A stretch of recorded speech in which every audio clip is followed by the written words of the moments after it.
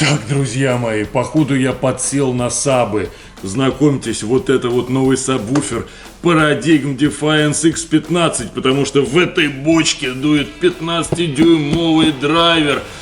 И сейчас я расскажу вам о том, как эта штуковина делает массаж всего.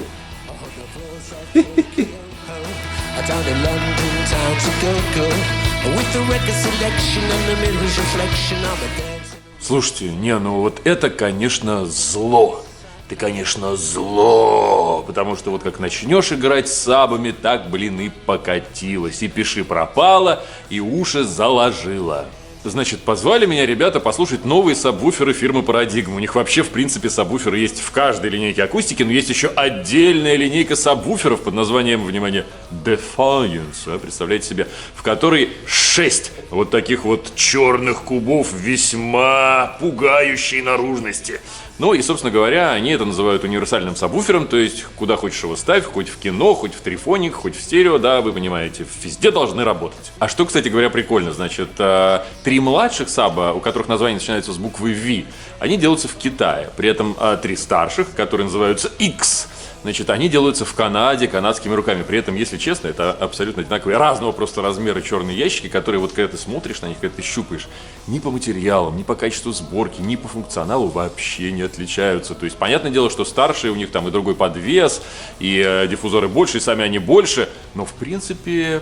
Китай неплох. Но это все фигня. Самое интересное, что во всей этой линейке 3 очень модные такие главные фичи. Во-первых, все сабы беспроводные. Точнее, нет. Они могут быть беспроводными, если вы докупите к ним специальный... Ну, у старших сабов он уже в комплекте. Если вы докупите к ним специальный модуль, вот такую вот штучку, картридж. Он вставляется в специальное гнездо в сабвуфере.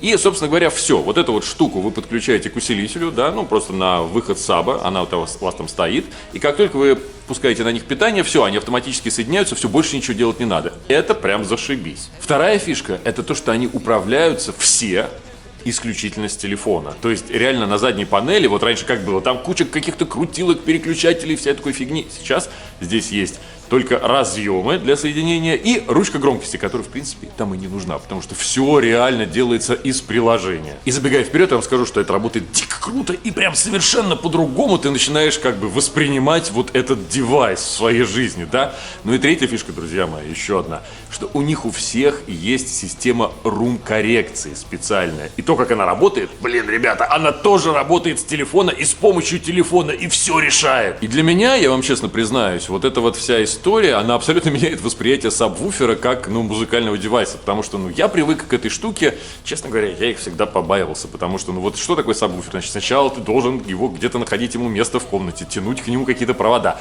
думать, там ты по высокому входу, по низкоуровневому входу или еще как-то, значит, там какие-то ручки, какие-то переключатели, ты должен потом, когда его поставил, там где-то в темноте ползать, что-то крутить, понимаешь, покрутил, отскочил, послушал, опять покрутил, опять послушал, короче, замучился с этой фигней, и вообще непонятно, как его настраивать и что там делать. Так вот, оказывается, в нашем прекрасном наступившем будущем все не так. Вот с этими черными ящиками все не так. А дальше ты понимаешь, просто какой-то космос начинается. Потому что вот выкатываешь в комнату вот эту вот 40-килограммовую 15-дюймовую дуру, да, берешь телефон, садишься в точку прослушивания, и там абсолютно все рулишь. Его только надо включить в розетку. Все. И тут тебе, пожалуйста, значит, фаза, уровни, всякие эквализации, все это вот ботва, пожалуйста, устанавливай все, значит, вот смотри, слушай, одновременно ты сидишь там, где тебе удобно, и когда ты все слышишь, и все в реальном времени работает, не надо никуда ползать, понимаешь?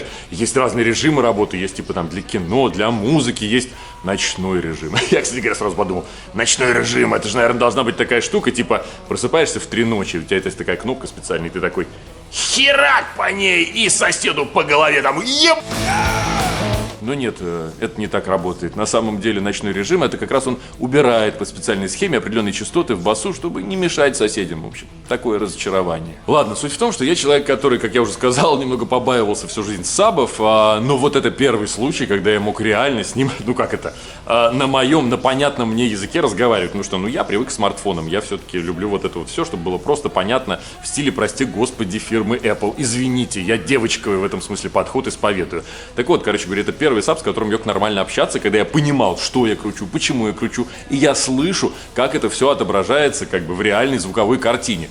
Вот, короче говоря, я, конечно, сел, покрутил, значит, это все, как оно работает, понимаешь, а потом решил, что, ну окей, ладно, хорошо, все более-менее играет, попробую все-таки систему рум-коррекции.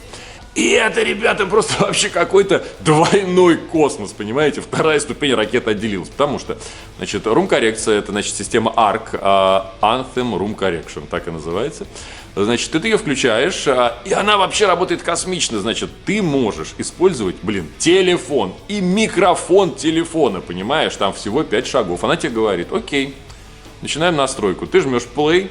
Тут у тебя прям инструкция, да, типа первая точка. Ты должен задействовать 5 точек прослушивания, которые должны находиться, ну, примерно вокруг, условно говоря, твоего дивана, где сидишь ты, подружка и друзья, да. И ты направляешь микрофон вот на всю эту систему, так вот раз, и пересаживаешься в одно место, в другое, в третье. Это реально занимает... Сабвуфер при этом, значит, что-то там булькает, издает какие-то звуки вместе с остальной аудиосистемой. Значит, и реально занимает, ну, там, 2 минуты, ну, типа того. И после этого ты садишься. И просто космос.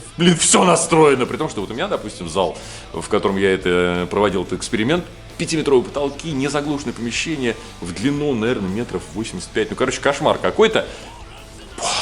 Включаешь, вся система вот в этом углу, где я сижу, прямо идеально играет. А тут я должен, кстати говоря, рисануться. Значит, я когда крутил все эти настройки, в том числе я настроил фазу.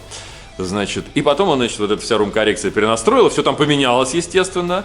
Но вот фаза оказалась ровно в той же точке. До градуса я точно все поставил сам на слух, потому что, знаете почему? Ну, золотое ухо России. Ну и это еще не все, ребят. Ну, понятное дело, что мы все считаем, что, значит, вот настройка через телефон — это какая-то смешная штучка. На самом деле здесь реально все заточено на телефон, потому что прилагается к сабам вот этот вот микрофон настроечный, понимаешь? И ты его втыкаешь не куда-нибудь, а именно в телефон, да, и, конечно, он тогда точнее работает, то есть, условно говоря, с этим приложением ходишь точно так же, только не микрофоном телефона, а микрофоном настроечным это все действует. Но при этом я вам хочу сказать, что я сравнил настройку и так, да он через телефон настраивает вот так вот, понимаешь, я не знаю, зачем там этот микрофон еще нужен. Вот, космические технологии, понимаете, я вообще не представляю, а через 5 лет что, он вообще будет сам, типа, ты жмешь на кнопку? Да нет, ты не жмешь на кнопку, ты его заносишь в комнату, втыкаешь в розетку, не втыкаешь в розетку, ты говоришь так, сабвуфер, настройся, и он, и у тебя сразу космический звук прямо в мозгу, да? Вот так будет, ага. Да, но самое страшное, друзья мои, что вот начинаешь вставлять один раз в систему сабвуфер, и все. И покатился, потому что реально вот то, как он дает вот эту вот наполненность в звуке, вот этот вот масштаб. И именно, конечно, когда ты настраиваешь его не так, чтобы он там, чтобы потолок 5-метровый трясся. Хотя, кстати говоря, естественно, вот с этой дурой, безусловно, это можно сделать. Но, когда он реально вот как бы физиологически почти не слышен. Вот тогда, понимаешь, появляется в твоей системе масштаб, появляется вот эта вот какая-то реалистичность. И особенно на негромком уровне. О, елки-палки! Конечно, вот после этого это прям какая-то наркомания. С этого слезть начинает быть сложно. Я вот с этим чудовищем наградил Трифоник с акустикой Paradigm, с вот этими вот усилителями Anthem, очень модными, да, со стрелочками нарисованными. Ох, красота! Но как же эта тварь добавляет туда соку, а? Ой! И что вы думаете, вот с этим вот гигантским сабом я какую-нибудь металлицу слушал на этой системе с парадигмом? Вот, фигушки, нет. Мессиан, симфония Турунгалила. Вот это нужно слушать с таким сабом. И для этого он нужен, потому что BBC-шная запись, динамический диапазон, вот это, знаете, как... Вот это вот как встряханет все, понимаете, симфонический масштаб. Вот ради чего вот это нужно. Для серьезной музыки тоже, ребят. Ой, господи, боже мой. Короче говоря, реально, я чувствую, пора записываться на рехаб. А то ведь не равен час, еще и покупать сабвуферы начну себе в систему. Больной ублюдок.